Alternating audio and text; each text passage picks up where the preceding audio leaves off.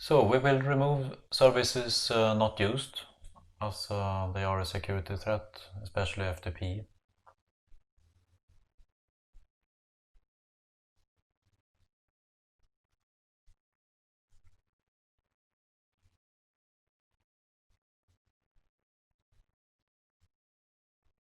We don't have this installed, NetTools installed, so we will just install that first.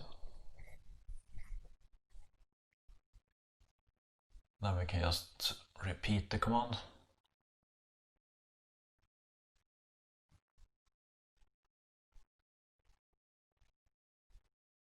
So if we want to remove one service, we use this command.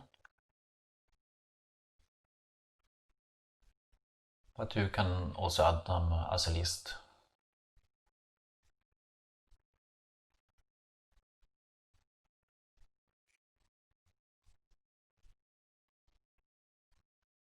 And also yes.